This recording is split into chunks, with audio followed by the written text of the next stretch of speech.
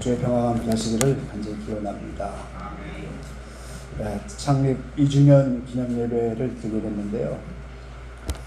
처음 창립할 때 여자 목사님 오셔서 사회 보시고 제가 설교하고 그러면서 다음 1주년 때는 이제 원장님이 사회를 봤으면 좋겠다고 그랬더니 작년에 사회를 보셨어요. 그리고 1주년 때 와서 제가 설교하면서 다음 창립 예배 2주년 때는 설교를 하셨으면 좋겠다고 오늘 간증 설교를 했습니다. 다음 3주년 때는 부흥회 하시기 바랍니다. 원장님이 이제 자꾸 하셔야죠. 오늘 제가 4시 전에 왔는데요. 마음이 너무 뜨거워서 찬양을 그때부터 하고 계시는 거예요.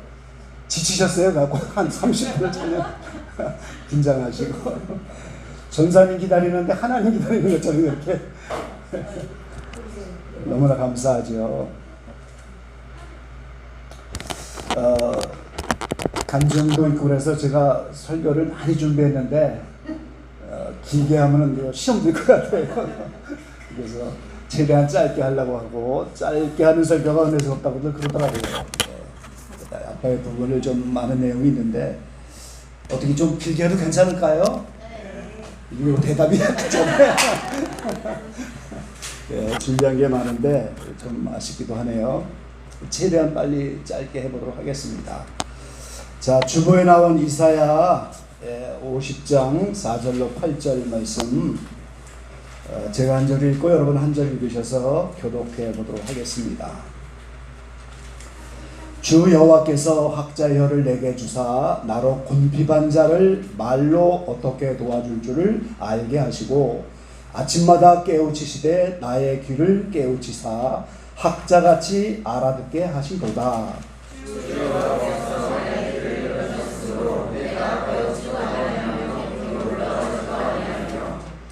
나를 때리는 자들에게 내 등을 맡기며 나의 수염을 뽑는 자들에게 나의 뺨을 맡기며 수욕과 침뱉음을 피하려고 내 얼굴을 가리우지 아니하였느니라.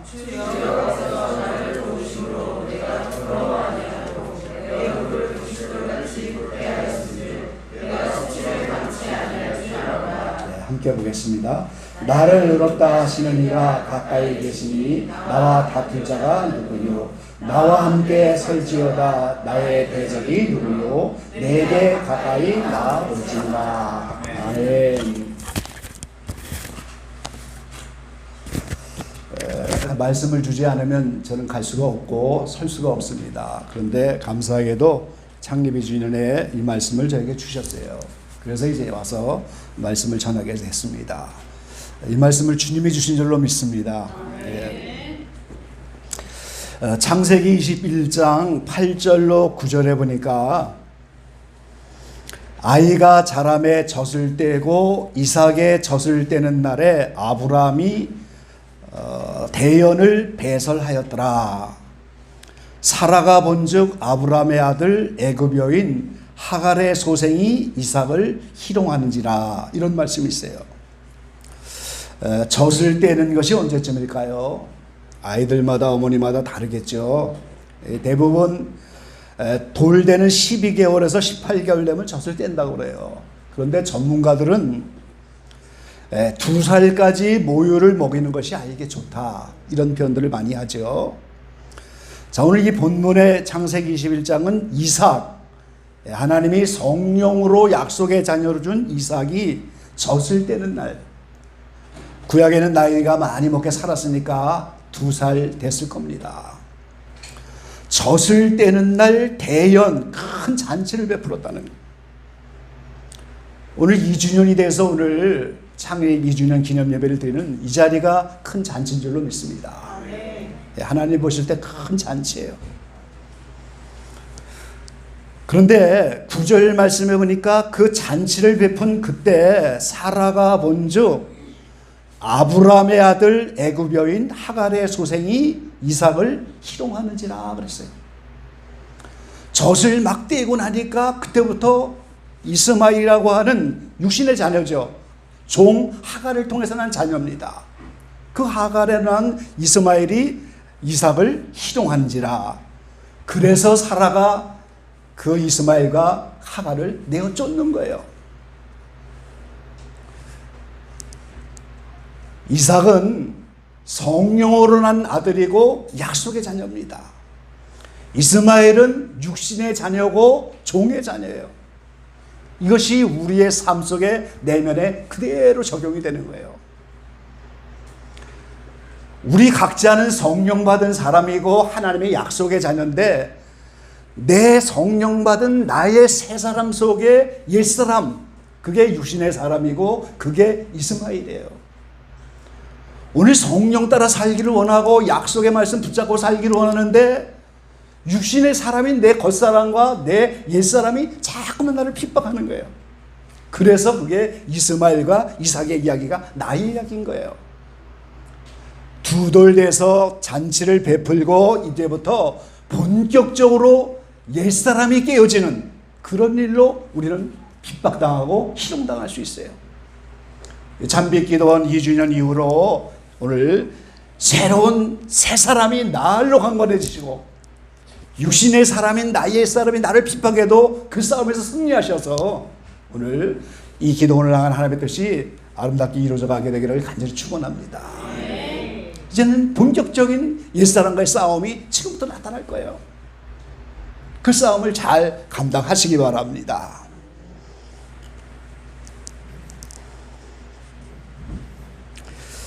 베드로 사도는 신령한 젖을 사모하라, 너희가 그 신령한 젖을 먹어야 자란다고 그렇게 말씀하는데, 이 젖은 어린아이가 먹는 거예요.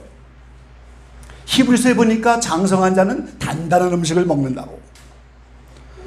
그럼 영적으로 어릴수록 젖을 먹고 영적으로 자랄수록 단단한 말씀을 오늘 먹게 되는데, 그 의미는 우리가 다 서로 7번씩 70번도 용서해야 되고 서로 사랑하고 마음으로 미워하면 이미 살인했다고 하는 이런 말씀을 지켜야 되는데, 그 어렵고 힘든 말씀을 지키지 못하면 영적으로 젖을 먹는 아이예요. 근데 그거를 점점점 지키려고 하는 나의 새 사람이 젖을 뗀 후에 그 이삭이 핍박받는 그때부터 그런 것을 본격적으로 하게 된다는 거예요. 우리 원장님이 이제 본격적으로 젖을 떼고 단단한 음식을 먹으면서 그 어렵고 딱딱한 말씀을 잘 실천할 수 있는 그러한 영적 성장이 있게 되기를 간절히 바라고, 그 가나안 땅에는 젖과 꿀이 흐르는 땅이라고 했잖아요. 제가 이스라엘 6번 가봤는데요, 젖과 꿀은 절대로 안 흘러요. 가나안 땅 천국은 어린아이들은 젖을 먹는, 젖과 같은 말씀을 먹는 땅이고, 장성한 자들은 꿀을 먹는 그런 곳이에요. 그러니까 하나님의 말씀이 꿀과 같이 달아지는 그런 단계로 올라가야만 된단 말이죠. 그런 역사가 이 기도원에 나타나게 될 간절히 바랍니다. 한 10년 전에 제가 먼저 있던 교회에서 강사를 모시고 부흥회를 하게 됐는데요, 저 거창의 가막산이라고 한 1000m 되는 고지, 거기에 기도원 원장님이 오셔서 부흥회를 했어요. 여자분이 교사 출신인데 예수님을 믿고 보니까 성경을 읽는하고 학교 생활을 할 수가 없어요. 그래서 학교 그만두고 성경만 읽는 거예요. 점점점 말씀이 읽어지니까 얼마나 꿀술같이 달아요. 그분이 와서 부흥회하면서 간증하기를, 이번 주일날 우리 담임 목사님이 나에게 꼭 필요한 말씀을 선포해서 내가 그 말씀에게 은혜 받게 위해서 일주일을 금식하겠다. 여기 그런 분 계세요? 하나님이 말씀으로 천지를 창조하셨는데, 그 천지 창조하신 말씀이 시편에 보면은 지금도 살아계셔서 그 말씀으로 인해서 바람이 일어나고, 그 말씀이 일어서 말씀으로 안개가 일어나고, 그 천지 만물을 보존하고 역사하는 것도 여전히 말씀으로 하시는 거예요 지금. 그럼 우주 만물에게만 그렇게 합니까? 하나님이 요셉을 세우시기 위해서 요셉이 종으로 팔려가서 그 애굽에서 모든 일을 당하는데 말씀으로 단련하셨단 거예요. 그 말씀으로 일을 다 다뤄가시는 거예요. 그러니까 지금도 살아계신 그 말씀이 한마디라도 역사를 하면은 그 말씀이 우리의 모든 삶을 변화시키고 우리의 모든 걸 변화시켜주는 거예요. 바람이 불고 풍랑이 일어서 제자들이 다 죽게 되었지만 한마디 말씀하시면 잠잠하라 고요하라. 어떻게 됐어요? 풍랑이 잠잠해집니다. 나에게 필요한 한마디 말씀을 좀 이번 주에 담임 목사님이 나에게 그 말씀을 선포해서 내가 은혜 받기 위해서 일주일을 금식하고 주일날 교회를 갑니다.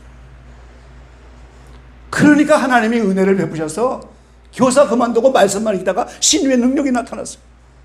많은 사람을 고치니까 어느 분이 너무 고맙다고 땅을 기증하겠다고. 그게 거창에 있는 그 기도원 터예요. 신라시대 절이 있던 자리입니다. 조계종에서 돈을 엄청 갖고 와서 팔라고 사찰 있던 자리고 천년된 절 있던 자리인데 명덕절이 조계사에서 돈을 들고 왔는데 하나님이 주신 땅인데 그 젊은 처자가 그 땅에 가서 기도원을 세우기까지 얼마나 기도하고 얼마나 말씀을 사모했겠어요. 그래서 거기 원장이 되신 분을 제가 모셔다 붕의한 거예요. 말씀이 꿀하지 않아요. 젖만 먹는 게 아니에요. 젖과 꿀이 흐르는 땅이에요. 이삭이라고 하는 그 약속의 자녀, 성령의 자녀인 우리를 그 이스마엘 육신의 사람이 핍박하는 것처럼 내 속에 두 사람이 싸울 때 젖을 땐 그때부터 그게 나왔어요.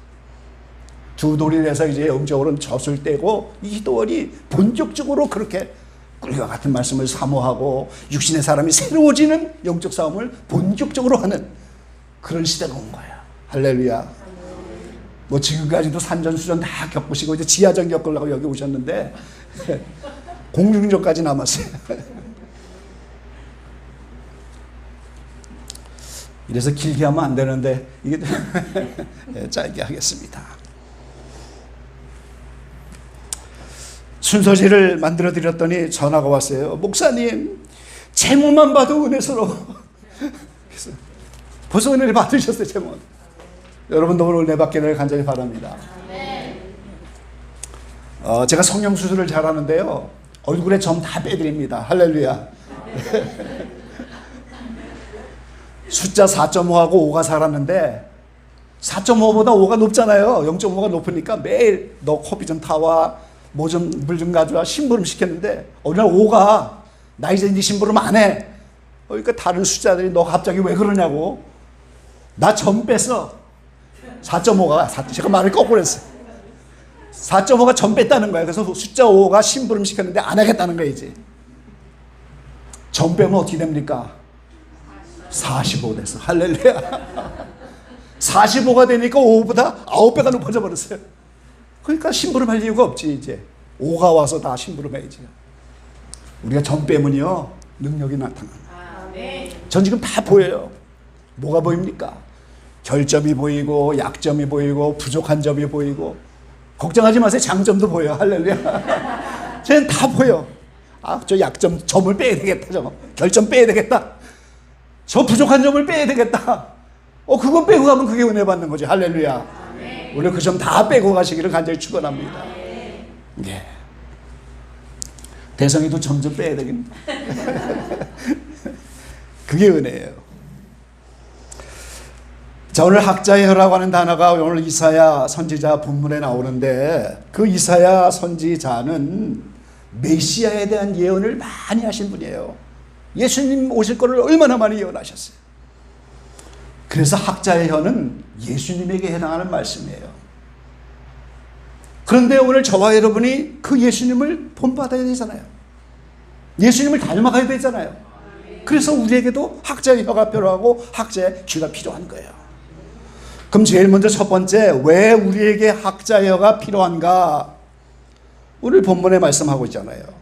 곤핍한 자를 말로 도와줄 줄을 알게 한다. 곤핍한 자를 다른 번역에 보니까 공동 번역에는 고달픈 자다 그랬어요. 고달픈 자다. 새 번역에 보니까 지친 자다 그랬어요. 여러분 기도원 문 열고 당장 나가보세요. 길거리 지나가는 모든 사람을 잡고 다 한번 들어보세요. 문제없는 사람 없고 고달프지 않은 사람 없고 지치지 않은 사람 없고. 얼마나 스트레스가 많고 얼마나 어려운 그런 세상이에요. 세계가 다 어렵고 국민이 어렵고 나라가 어렵고 요새 정치 때문에 잠을 못 자는 분도 계시더라고요. 제가 지금 이 모든 게 전부 지치고 고달프고 이렇게 곤핍한 인생인데 어떻게 그들을 말로 도와줄 것이냐. 다른 번역에는 격려다 그렇게 번역했어요. 또 다른 번역에는 위로다 그렇게 말씀하셨어요. 그러니까 예수님은 학자의 혀를 가지시고 곤핍한 자에게 그걸 다 격려하고 위로하고 그 말로 그걸 다 도와주셨다고. 기도하는 자님이 그 일을 하잖아요. 해야 되잖아요. 나가면 곤핍한 자를 만나고 위로가 필요한 자를 만나고 격려받을 사람이 만나야 하는데, 아유 집사님 이렇게 말로 위로한다고 위로가 되는 게 아니에요. 이건 능력이에요. 곤핍한 자를 말로 도와줘서 그들이 정말 위로받고 격려받고 그들이 새롭게 일어날 수 있는, 이건 능력입니다. 그게 학자의 혀예요. 곤핍한 자를 도와줘야 되기 때문에 학자의 혀가 필요한 거예요. 한밤중에 니고데모가 찾아왔으면 그 니고데모에게 무엇이 필요한지 아십니까? 거듭남의 비밀을 말씀해 주셨어요. 사마리아 물가의 여인에게는 생수가 필요한 것을 알고 생수에 문답을 해주셨어요. 바돌로메에게는 눈을 뜨게 하는 게 필요한 자이고 눈을 뜨게 해주시고, 죄 많은 죄인에게는 죄사함을 주시고, 만나는 모든 인생마다 문제 해결해주고 병 치료해주고 귀신 쫓아주고 그 고달픈 인생 가지고 가는 인생에게 전부 격려하고 위로하고 말로 모든 곤핍한 자를 다 도와주신 예수님의 여가 학자이래요. 그래서 이런 예수님을 본받아 초대교회 베드로와 요한도 안진뱅이를 만났을 때 은과 금은 내게 없지만 나사렛 예수 그리스도의 이름으로 걸어라. 그것도 말로 도와주는 거잖아요. 기도하는 것도 말로 도와주는 거예요. 그럼 그 기도가 실제 능력을 나타내야 되고, 말이 격려가 돼야 되고, 말이 위로가 돼야 되고, 실제적인 삶 속에서 그 도와주는 그들이 돼야 되는데, 그게 학자의 혀입니다. 우리 원장님에게 그게 필요한 거예요 지금. 그래서 고린도후서 1장 8절 이하의 말씀 보면 사도 바울이 아시아에서 심한 고난을 당해서 죽을 뻔했는데 하나님만 의지했더니 하나님이 도우셔서 그때부터 나의 받은 고난을 가지고 고난받는 자를 위로한다고. 아파본 사람이 아프잖아요. 저희 집사님이 산에서 강아지 데리고 갔다가 부러져갖고 발목을 부러져갖고 말이죠. 그 뒤로 뼈 부러지고 손 부러지고 이런 사람은 그냥 막 매일 전화하다 갖고 위로하셔. 매일 격려하고. 아파본 사람이 아프지 않아. 그러니까 사명자에게 종종 이런 고난을 줘갖고 정말 위로할 수 있는 능력을 가지도록, 그 말로 격려할 수 있도록 이렇게 훈련을 하시는 거예요. 두 번째요, 학자의 혀를 가지려면 학자의 귀를 먼저 가져야 한다는 거예요. 오늘 4절에 그렇게 말씀하고 있잖아요.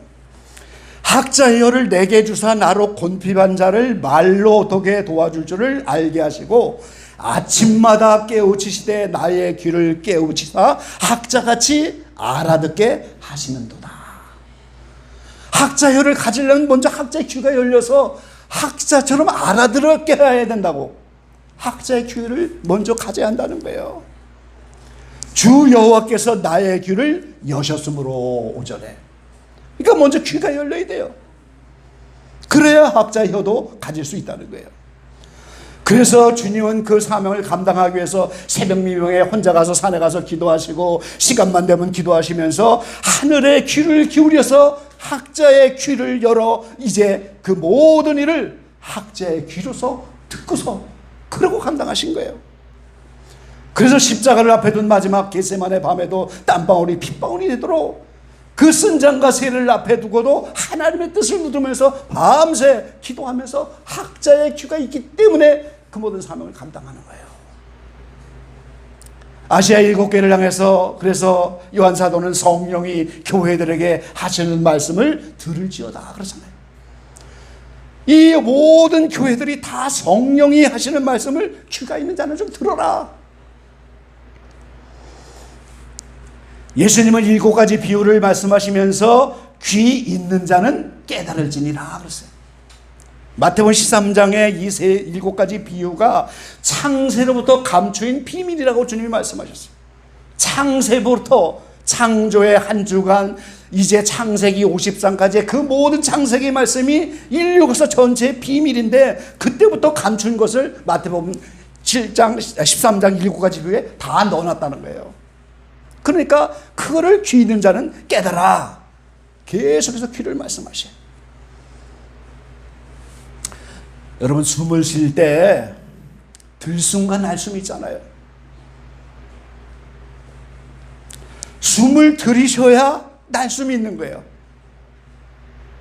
들이키기만 하고 내쉬지 않는 숨이 없잖아요. 들이키는 것 없이 날숨만 없잖아요. 이게 자연의 원리예요. 바다도 밀물, 썰물을 통해서 정화 작업을 하고 모든 우주의 원리, 호흡의 원리는 다 그렇게 돼 있는데 오늘 우리의 삶의 원리, 기도의 원리도 마찬가지인 거예요. 마찬가지예요. 내가 들숨을 쉬는 것처럼 하나님께로부터 무언가 받아들여서 이거를 날숨처럼 내뱉어서 이걸 청원도 하고 나머지 하는 거예요. 그러니까 먼저 학자의 혀를 가지려면 학자의 귀가 먼저 열려야, 그래서 그게 들숨인 거예요. 그래야 날숨을 하는 겁니다, 여러분. 들숨 날숨이 있어야 되는 거예요. 지금은 목사님이 되셨지만 전에 제가 아는 개척교 전사님이 이렇게 조그맣게 지하에다 개척을 했는데 성도님이 한 분도 안 왔어요, 주일날. 나중에 얘기 듣고 보니까 강대상에서 내려가서 저기 가서 앉아갖고 주님, 오늘은 주님이 말씀하십시오, 그렇게. 허공에다 대고 설교를 할 수 없으니까 자기가 가서 앉아갖고 주님이 오늘은 저한테 말씀해달라고. 그날 주님의 음성이 들리더래요.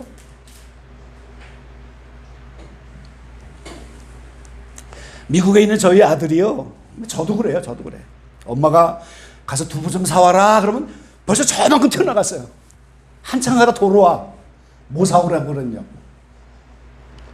그러니까 몸은 빨라갖고 그냥 심부름인 줄 알고 튀어나가는데 뭐 사러 갔는지를 모르는 거예요. 가다가 도로 생각이 나갖고 뭐 사러 와야 되냐고. 저도 그러더라고요. 저도. 마음은 뜨거워서 뭐 막 하는데 갔다 보면 주님이 뭐라 그러셨지? 듣지 못하고 그냥 먼저 하려고 하는 거예요. 잠깐만.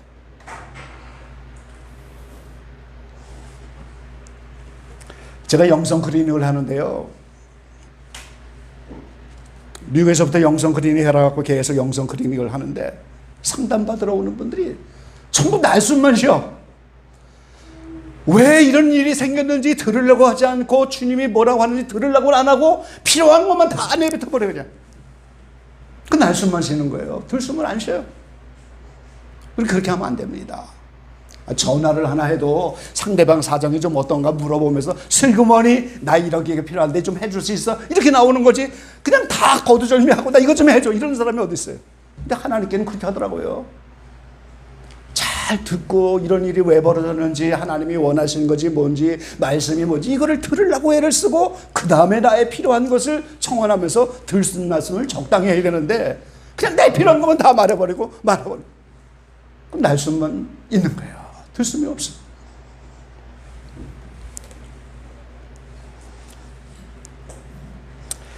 코로나가 와서 부흥회도 못 다니고 활동이 축되고 그래서 이제 나이도 먹고 책을 좀 써서 일생을 정리해야 되겠다. 그러면서 이제 2, 3년 동안에 책을 집필하는 그런 작업을 좀 하고 그랬는데요. 그때 주님이 귀를 여셔서 이 세상이 어떻게 돌아가는지, 여러분 예수님이 베들레헴에 태어난다고 분명히 예언이 되어 있잖아요, 구약에. 근데 왜 베들레헴에 가서 태어날 수밖에 없어요? 그 시사 문제입니다, 여러분. 호정령이 내렸어요.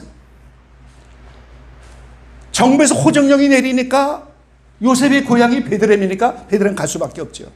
호정령이 내렸으니까 사람들이 많이 몰려와갖고 잘 방이 없으니까 말구에 가서 살 수밖에 없고. 그래서 말씀이 이루어지는 거예요. 요한계시록을 35년 했는데 이게 이 말씀이 어떻게 이루어지나 늘 궁금하고 이랬는데 이번에 이렇게 정리하고 이러면서 그런 게 들려갖고 시사가 열렸어요. 우리 원장님이 전도와 사명이고 은사가 전도신데 전도지 만든다고 해서 전도지 만들어내고 전도하는데 이렇게 권사님 원장님이 열심히 하니까 저도 전도해야 되겠다 그래갖고 이제 저도 전도지를 만들었어요. 그래갖고 지난주에 우리 교회에서 칼갈이 전도를 했습니다.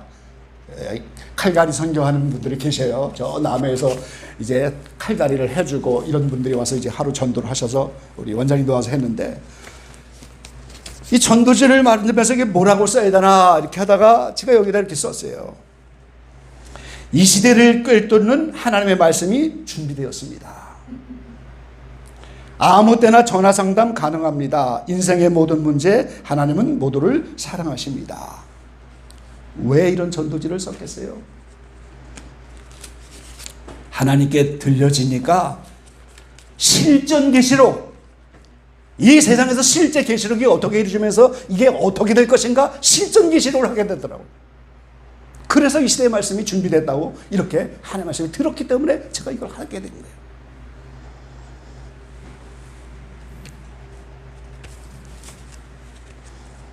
들으시기 바랍니다. 귀를 여서 먼저 들으셔야 돼요. 학자의 귀를 여시면 오늘 학자여가 나타납니다. 원장님이 이제 좀 일을 줄이세요. 뭐 세상 일 좀 줄이시고 다른 것 줄이고 먼저 뭐라고 하시는지 여기 와서 들으시기 바랍니다. 들어야 귀가 열려야 그 다음에 혀가 열리시는 거예요. 그래야 곤비반자가 오면 말로 도와줄 수 있고 그것이 능력이 되고 그것이 위로가 되고 격려가 되고 실제적인 그들의 도움이 되는 거예요. 마지막 세 번째 결론은 학자의 귀를 가져야 사명이 감당된다는 거예요. 오늘 본문 말씀에 5절에 보니까 주 여호와께서 나의 귀를 여셨으므로 내가 거역지도 아니하고 뒤로 물러가지도 아니하며 나를 때리는 자들에게 내 등을 맡기며 나의 수염을 뽑는 자들에게 나의 뺨을 맡기며 수욕과 침뱉음을 피하려고 내 얼굴을 가리우지 아니하였느니라. 예수님이 당하시는 일이잖아요. 십자가에서 주님이 귀를 여셔서 앞으로 그 십자가의 길을 어떻게 갈 거를 미리 가르쳐 주셨어요. 그러니까 주님이 그 십자가를 지고 사명을 감당하며 그 십자가의 길을 걸어갈 수 있었던 거예요. 여기 분명히 이렇게 해준 거잖아요. 등을 맡겨서 때리고 수염을 뽑고 이제 수욕과 침뱉음을 하는데 주님이 학자의 길을 열어서 이걸 다 들었기 때문에 이 말씀이 이루어져도 그대로 순종하며 갈 수 있었다는 거예요. 그래서 사명을 감당하는 겁니다, 여러분. 귀가 열리면 어떤 일이 닥칠지 하나님이 그 사명 다 감당하게 하셔요. 미국에 있을 때 부흥회를 한번 갔는데요. 텍사스에 한인들이 여자분들이 국제결혼도 하고 해서 한 500명이 한국인들이 사는 그런 마을인데 성경 읽는 붐이 일어났어요. 거기에 성경을 뭐 그냥 읽는 게 아니에요. 작정기도도 다 성경 읽는 거예요. 시편이 밥이에요. 그리고 잠언전도 이렇게 뭐 자복음서 이런 걸 막 읽는데 그냥 밥만 먹으면 성경 읽는 거야. 그게 작정기도야. 500명이 바람이 불어서 성경 읽는 붐이 그 마을에 일어났는데 한국인들이 5년쯤 가니까 다 떨어져 나갔어요. 10년 가니까 2명 남았어요. 그 2명 중에 한 분이 평신도인데 교회를 세웠어요. 귀가 열려갖고 능력이 나타나서 목사님들이 성경 배우러 올 만큼 그렇게 귀가 열렸어요. 그래서 그런 교회 부교에 가봤어요. 하나님의 말씀이 그런 거예요. 귀를 여시니까 얼마나 신령해 드는지 내일 누가 무슨 일이 생길 거 이거 다 아셔요. 놀라운 일이죠. 되어질 모든 일을 주님이 다 사랑하는 애인에게 알려주는 것처럼 전부 알려주고 그 귀가 열리니까 어떤 핍박이 와도 감당하고 어떤 일이 닥쳐도 어떤 순교가 와도 주님처럼 십자가를 지고 가고 죽는 한이 있어도 주님이 다 귀를 열어 가르쳐 주셨으니까 그 길을 걸어갈 수가 있다는 거예요. 이게 학자의 귀입니다, 여러분.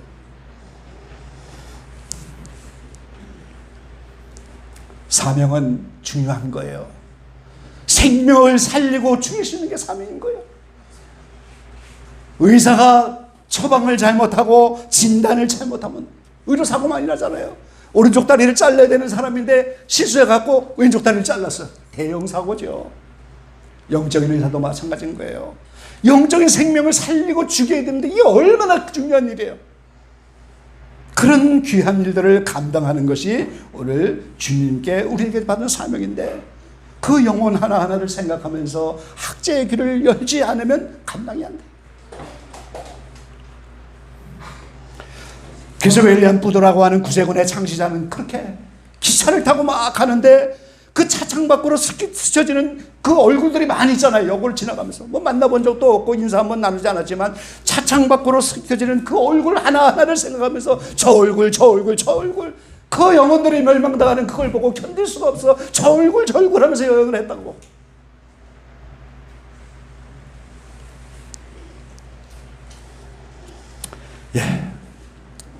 우리의 사명을 감당하고 일할 날이 얼마 남지 않았습니다. 마지막 때가 됐어요. 시대마다 주시는 시대의 요청을 따라 주님이 주시는 음성이 있고, 사명자마다 은사자마다 또 원장님에게도 이 시대에 주시는 말씀들이 있을 텐데 귀를 기울이시기 바랍니다. 젖을 때는 두 돌을 지나서 이스마엘이 이삭을 공격한 것처럼 육신의 사람이 내 안에서 공격해오고 육신의 사람들의 공격이 있다 할지라도 더 단단한 말씀, 꿀 같은 말씀을 먹어 젖을 때는 그때가 됐고, 이제는 학자의 혀가 돼서 곤비반자를 말로 도와주고 말로 위로하고 말로 격려하여 그것이 능력이 되어지고, 그리고 들숨을 쉬는 것처럼 학자의 귀가 열려서 더 많은 영혼들에게 정말 귀한 생명의 말씀을 전하면서 이 사명을 감당할 수 있는 우리 원장님과 여러분 다 되시기를 주의 이름으로 간절히 축원합니다. 사랑하신 아버지, 감사합니다. 이삭이 젖을 때는 날 이스마엘이 희롱을 한 것처럼 이제 이 기도원이 젖을 때는 두 돌이 되었습니다. 개인적으로 원장님에게 육신의 사람들이 공격을 해오고 내 안에 있는 겉사람, 옛사람이 나를 공격해온다 할지라도 이제는 성령의 사람, 나의 새 사람이 날마다 승리하는 원장님의 삶이 되게 축복해 주시고, 이곳에 드나들 많은 신령들이 젖이나 먹는 어린아이가 아니라 하나님의 능력의 말씀이 꿀같이 달아지고 또 한 말씀이 더 단단해져서 어떠한 말씀이라도 먹고 성장해 나갈 수 있는 귀한 영혼들 다가올 수 있도록 축복해 주시기를 바랍니다. 먼저 우리 원장님에게 학자의 귀를 열어주셔서 매일매일 주인의 음성 듣고 그 음성을 따라 사명 감당하며 순종하며 학자의 혀를 열어서 많은 곤비반자를 말로 도와줄 수 있는 이 시대의 귀한 사명 감당하도록 축복하여 주시옵소서. 예수님의 이름으로 감사하며 기도 올렸나이다. 아멘.